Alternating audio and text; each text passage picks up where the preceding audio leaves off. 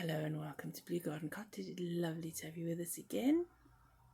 And here we are in September thinking about winter preparation.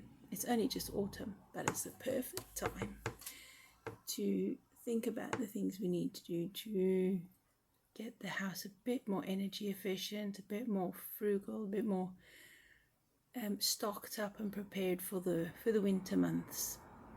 We never know what the seasons are going to bring. There is no such thing as a pattern anymore. Nothing is the same every year from one to the next. So I think it just helps to think a little bit forward, to think about what our own needs for our own home and family are, and maybe you for your own home and family, or yourself, or whatever the case may be, whether it be in the home, the garden, your job, whether it's whatever's related to those things, what you might need to consider that might be different for the colder months to come. So for us here at Blue Garden Cottage, it's quite a bit, because we need to do a little bit more of preparation in the garden. Not a great deal, because it's getting there now to being almost, to be able to cope with neglect, shall we say. But our home, on the other hand, that's where we spend all our time in the winter, really. So the most of our time. So indoors, we have to make sure that the place is definitely warmer, but still keep airflow. To make sure we have appropriate clothes for the seasons. To make sure we have the seasonal first aid bits, like the cold remedies, like the vapor rubs and the extra vitamin C that might be needed during the winter, which we'd normally get from lots of fruit and vegetables. And of course it would be, the citrus fruit that will be in season in the winter, so that shouldn't be a problem as long as we get plenty of the seasonal fruits and veggies that we need. Making sure, like I said in the last video, I think I told you about planning on changing curtains, changing bedding, just making sure there's no drafts by the windows and doors, just to eliminate some of the ways the heat could be lost in the house. Because of course I've been reading up, and now particularly in 2021 autumn, there is going to be a huge price hike in the cost of fuels in gas and electric. So, and it appears to be across the board, and there is no cheap options anymore, because even the cheapest of the cheap options is going to be way more expensive than it is now, apparently. So just thinking of ways that we could reduce our reliance on using the heating, and just doing the usual frugal things that we do. And of course, sometimes frugal and eco-friendly don't always go hand in hand, but there are some things that we can do. The energy saving trust, I think, gives a lot of information, so find what is appropriate for yourself in your own situation. I have lots of experience from when I was a kid, when my mum taught me how to survive on practically nothing. And she had lots of examples, because even in South Africa when we were children, very few people even heard of central heating. We didn't have it, and yet I remember many winters in South Africa where we lived, they were frozen. There was frost everywhere. I remember walking to school when I was in primary school and seeing two little songbirds frozen solid to a fence. It was that cold. They were dead. They were frozen right the way through and stuck on the fence. I remember the grass crunching under my feet in the cold, and yet people didn't have central heating. So how did we survive the winter? How did we survive keeping warm and keeping the house dry without getting too damp and the mold building up? How did we stay warm? Well, there's lots of things we did. Crazy things that we probably wouldn't think about today. In fact, you'd probably get into trouble for expecting your children to live like that today. But it did us good. We became resilient, and we learned how to survive. And at one point, my brothers and myself, we were in a small room with two single beds, the four of us, and we slept two in a bed, one at the head, one at the bottom. of the bed, so our feet were practically touching, but we had our own space at each end of the bed, and we did that to keep warm. And there was a little fire, an old Victorian bedroom fire, a little one in the corner, but my mum used to shove newspaper up the chimney to stop the drafts coming through, because we didn't use the fireplace. It was too expensive to use the fireplace, and it was too dangerous, so we just blocked it up. We wore socks in bed and gloves and jumpers in bed. Our clothes in the morning, my mum used to have one of those, what do you call it, not asbestos, I can't remember what they were called. They were like an electric radiator that you plugged in, and she would put our school clothes on the radiator before we woke up in the morning, so that by the time we woke up, she would pass us our clothes and we would get dressed under the bed covers because it was so cold. So I have fond memories, fond to us as kids, because it was all adventure and play. It must have been stressful for my mum, but it was an experience to remember, and it stuck with me. So I know that no matter what happens, it's never as bad as that. And even if it was, we know how to handle it. So I'm grateful for these experiences. But there are things we can, I mean, hopefully we don't have to go to those extremes. But there is always a way. For every problem, there is a solution. And every problem just needs thinking about in a different way. So it's about perspective again. And just as like with homemaking, I was just thinking as I was going through the little tasks of this week, how whatever task I'm doing, the housework has often been classed as something like a 4-letter word. Well, cook, iron, wash, those things are all 4-letter words, but they don't have to be chores as such. They don't have to be something we just have to do and don't want to do. They could be something that we actually enjoy doing, find the pleasure in each little thing. Like I find the pleasure in ironing. As you know, I've told you before, I love ironing. Washing the dishes, I love being able to wash the dishes and look out the window into the garden while I'm doing that and enjoying whatever the weather is doing while I'm doing the dishes. For looking at the wildlife out of the window. I love dusting.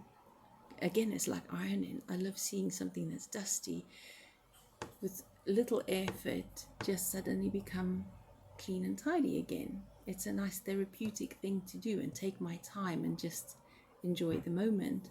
Then those chores become less of chores and become a joy. So I think I'd like you to take that from this week's video. Find joy in the mundane. Find new perspective, that things that might be unpleasant could be pleasant. To think ahead and think about what you might encounter and prepare for that, so that whatever comes, it's okay, we'll be fine. Whatever the season you're heading into, whether northern or southern hemisphere, just think about what you'll be doing. Plan a bit. It reduces stress, it reduces worry, and brings peace of mind. Before I carry on with the topic, I want to share with you what we've been doing this week as far as the homemaking goes, and then I shall carry on again. As today's foraging, finally got out, and I found nettles, leaves and seeds, rose hips, blackberries, elderberries and some honeysuckle. Oh, and one single hazelnut that was properly ripe and ready. So I've sorted out all the harvests from our foraging. The elderberries are in the freezer ready to make into a syrup. When I put them together with the fresh aronia berries and the blackcurrants that I've harvested from the garden. The rose hips I am now going to layer in a jar with sugar and sage and lavender.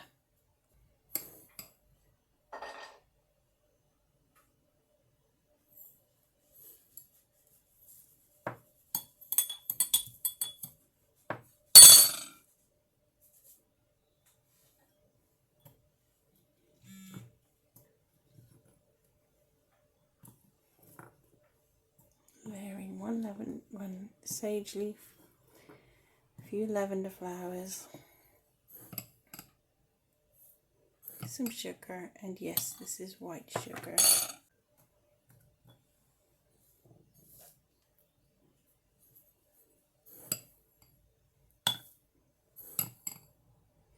Yes, there's quite a lot of sugar.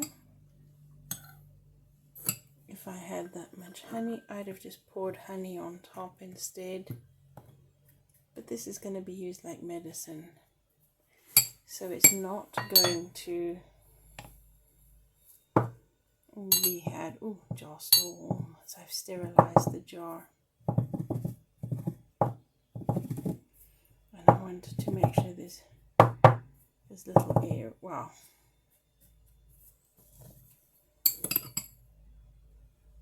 I'm gonna cram this in.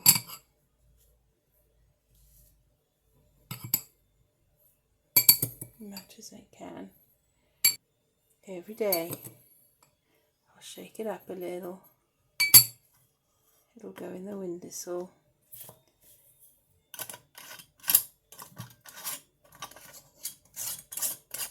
And over time make a beautiful, beautiful rose hip syrup.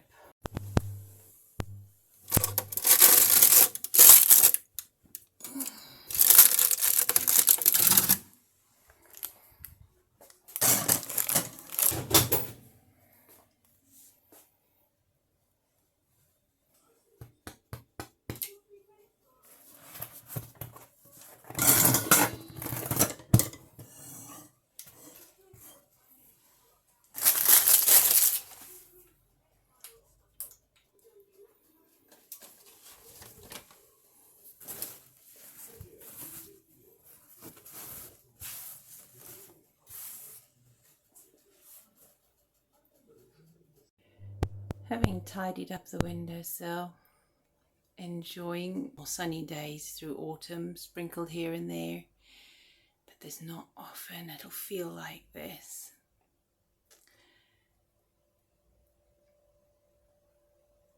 And I can see the garden from the back window. And the laundry's hanging out, using every moment possible to hang washing outside, because there's just nothing like outdoor dried laundry. I've actually got a little bit of tidying up done in the house today. Finally tidied up the table. Tomatoes ripening on the windowsill. 2 of them already ripe. Right, with onions and peppers prepared, cooked up, sauce made, jackfruit dried out, shredded and marinated with barbecue and fajita mix, some vegan cheese ready for sprinkling, and the dough ready for making homemade pizza. Well, I suppose I could have stayed in for a little bit longer for a bit more browning, but it's perfectly fine, and the pizza dough's cooked, and I think it came out pretty darn good. I will enjoy. And just some more of the small harvest we had today, the tomatillos, the chard, courgettes and dill seeds, and 2 of the tomatoes that have ripened on the windowsill. Do let me know in the comment section below, what kind of things are you doing that either bring a different perspective and enjoyment in chores, or if you're doing any thinking about the coming season, what you need to be doing now. What kind of things are you preparing for? Don't forget to like, subscribe and share as well. Take care, stay safe, and next week we'll be talking about, what's next week? Oh yeah, craft week. Hubby's been painting the dollhouse sections for me, and we shall be assembling them very soon and just starting to decorate, so that's exciting. I can't wait to share that with you. And I'll very soon be in the craft shed, the studio again, painting and working in there again, just to do a couple of things, not much, just a few things that are needed. So there you go. And I might actually start doing some things for Christmas presents, because even though we're not doing the crafting, I still want to be able to make some lovely Christmas presents for family and friends.